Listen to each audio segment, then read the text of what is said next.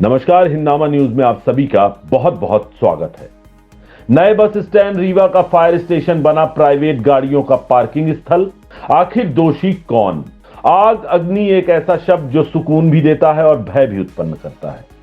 आग जीवनदायिनी और जीवन लीला समाप्त दोनों करने की क्षमता रखती है। आग अगर नियंत्रित है तो बड़े काम की है, जैसे भीषण ठंड में गर्मी प्रदान करती है, यज्ञ में हवन के आहुति के काम आती है, गैस और चूल्हे में खाना बनाने का काम करती है, तो वहीं यही आग अगर अनियंत्रित अकस्मात है तो भय उत्पन्न करती है, त्राही त्राही मचा देती है। जो भी इसके जद में आता है स्वाहा या भस्म हो जाता है। जैसे किसानों के खलिहान में अगर आग लगी तो फसल नष्ट, घरों दुकानों कारखानों में लगी तो साजो सामान से लेकर जानो माल तक का नुकसान होता है। अनियंत्रित अकस्मात लगी हुई आग को बुझाने के लिए दरकार होती है अग्निशमन वाहन की। जरूरत यही कि जल्द से जल्द वाहन पहुंच जाए और आग बुझ जाए ताकि कम से कम नुकसान हो। इसी कार्य को साधने के लिए नगर निगम रीवा का अग्निशमन विभाग बना होता है, जो हमारे रीवा नगर में भी वर्तमान में कार्यरत है। गौरतलब है कि शुरुआत में नगर निगम रीवा का अग्निशमन विभाग और उनके अग्निशमन वाहन खस्ता हाल थे।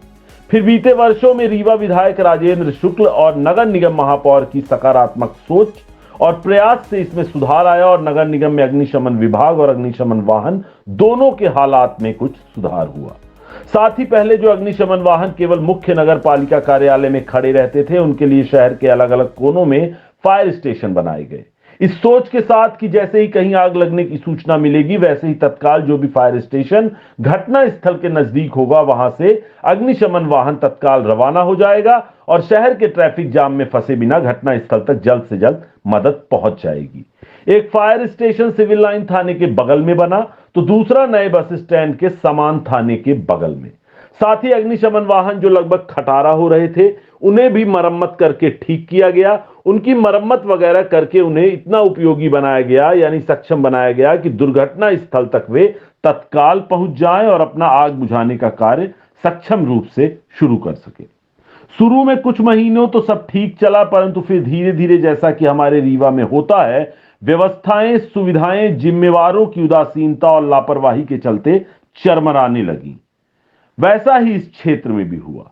आप खुद देखिए नए बस स्टैंड समान थाने के बगल में बने फायर स्टेशन का हाल। इसका हाल तो बेहाल है। यहां पर बोर्ड जरूर लगा है फायर स्टेशन का, परंतु अग्निशमन वाहन दूर दूर तक आपको नजर नहीं आएंगे। इस स्टेशन में नजर आएंगे आपको तो पार्क किए गए 2 पहिया या 4 पहिया वाहन। और हम आपको यहां स्पष्ट कर दें कि यह वीडियो कोई 1-2 दिन के नहीं है, बल्कि कई दिनों में अलग अलग बनाए हुए हैं, जो हम आपको संकलित करके दिखा रहे हैं, जिसका मतलब है कि कई महीनों से यहां यही नजारे हैं। हालात यह है कि यहां पिछले कई महीनों से कोई अग्निशमन वाहन खड़ा ही नहीं किया गया।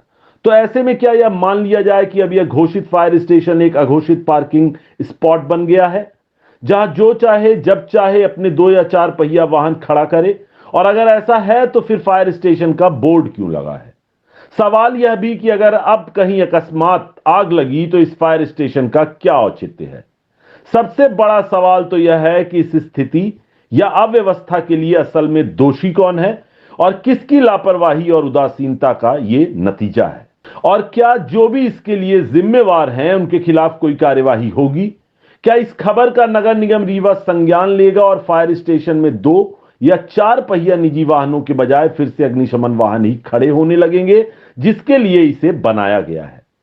बहरहाल देखने वाली बात यह होगी कि आखिर इस मामले में कोई कार्यवाही होती भी है या नहीं, और अगर होती है तो कब तक होती है, या फिर कई अन्य मामलों की तरह यह मामला भी यूं ही ठाक के 3 पात ही सिद्ध होता है और ये नजारे आगे भी यूं ही देखने को मिलते रहने वाले हैं।